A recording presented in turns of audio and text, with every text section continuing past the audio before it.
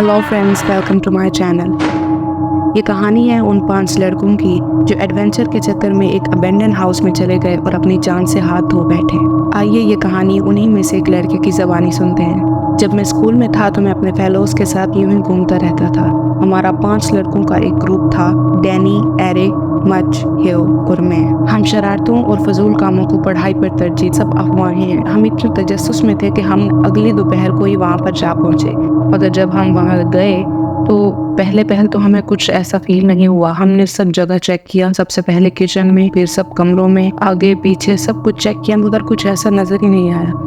फिर हम वापसी का इरादा करने ही वाले थे कि मेरे दोस्त डैनी को ने मेज पर पड़ा हुआ बॉक्स खोला और उसके अंदर से चमकदार चीज निकाली। ये एक छोटा सुनहरी प्याला था। उसने कराहते हुए कहा, कुछ तो है इसमें, मेरे ख्याल में ये खून है।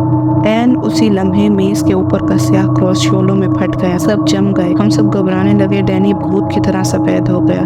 डैनी की आंखें पूरी तरह घूम गई और उसकी जबान उसके मुंह से इस तरह लटक गई जैसे कोई इसका गला दबा रहा हो। मच ने दहशत की नजर एरिक की टांग पर पड़ी और मैं घबरा कर पीछे हटा, क्योंकि उसकी टांग का एक बहुत बड़ा टुकड़ा गायब था।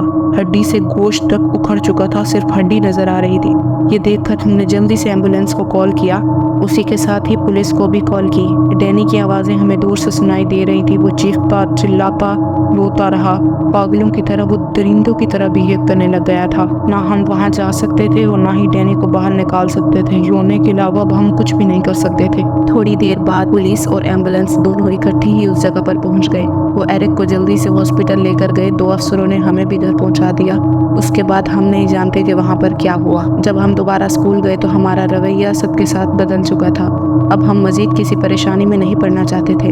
मगर वहां जाकर हमने एक अफवाह सुनी कि डैनी को उसके माँ बाप ने पागल खाने में दाखिल करवा दिया है। उसके बाद हमने डैनी को कभी नहीं देखा। कुछ दिनों के बाद प्रिंसिपल साहब ने मुझे अपने रूम में बुलाया। ये देखकर कि पहले ही मच और हेयो वहाँ पर मौजूद थे, मुझे थोड़ा अजीब लगा, मगर मैं चुपचाप वहाँ पर जाकर बैठ गया। प्रिंसिपल ने हमें बताया कि एरिक मर चुका है।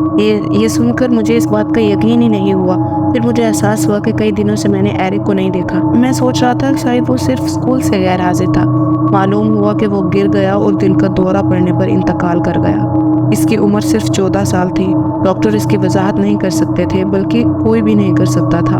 मच, हेयो और मैं अपने दिलों में एक भारी एहसास के साथ ऑफिस से बाहर निकले। हम अपने ग्रुप के आखिरी जिंदा बच जाने वाले मेंबर थे। हमने एक दूसरे से बात नहीं की, कहने को कुछ था ही नहीं। हमारे चेहरों पर उदास तासुरात बोल रहे थे। इसके बाद हम सब अलग अलग हो गए।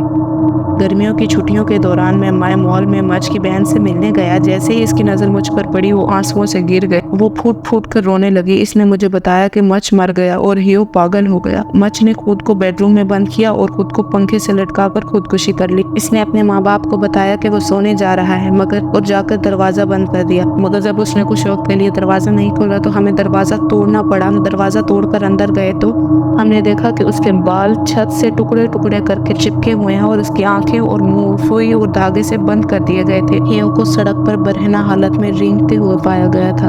वो पागलों की तरह हंस रहा था। वो आंखें बंद ही नहीं कर सकता था। जब पैरामेडिक्स ने इसे बेहोश किया और इसे अस्पताल लाया तो इन्होंने दरियाफ्त किया कि उसने अपनी ही पलकें काट दी थी। उस वक्त मुझे लगा कि हम सब मलून हैं। कुछ दिनों बाद मैं भी एक पुरस्कार बीमारी का शिकार हो गया। मुझे शदीद बुखार हो गया था और मैं बिस्तर से लगकर रह गया। मैं ना कुछ खा सकता था ना कुछ पी सकता था। ऐसे लगता था जैसे कोई चीज़ मेरे सीने को दबा रही है, मुझे कुचल रही है। मुझे यकीन था कि मैं मौत के दरवाजे पर हूँ। मेरी आंखों की सफ़ेदी तक स्याह हो गई थी। मैं इतनी तकलीफ में था कि मुझे परवाह नहीं थी कि मैं जिंदा हूँ या मर गया हूँ। मैं सिर्फ ये चाहता था कि किसी न किसी तरह ये सब कुछ खत्म हो जाए। एक रात डैनी मेरे ख्वाब में आया। वो कुछ कर नहीं रहा था, मगर जो उसकी हालत थी वो मुझसे देखी नहीं जा रही थी। उसकी जिल्द जली हुई थी और काली हो चुकी थी। उसकी आंखें बिल्कुल सफ़ेद थी। उसने मेरे कान में सरगोशी की, क्या तुम आखिरी हो? मैंने जवाब दिया, हाँ, सिर्फ मैं ही हूँ जो जानता है कि उस दिन क्या हुआ था। तो फिर उसने कहा कि तुम्हें यहाँ ज़रूर आना चाहिए। मैंने पूछा, कहाँ आना चाहिए? फिर डैनी ने कहा, क्या तुम्हें पता है कि हम इस वक्त कहाँ हैं? मैंने कहा, नहीं। फिर उसने अचानक कहका लगाया और बोला, जहन्नुम में। हेलो एवरीवन, अगर आपको हमारी ये स्टोरी अच्छी लगी तो प्लीज़ हमारे चैनल को सब्सक्राइब करें और बेल आइकन को भी ज़रूर से प्रेस करें ताकि हमारी नेक्स्ट वीडियो की नोटिफिकेशन सबसे पहले आप तक पहुंच जाए। Thank you.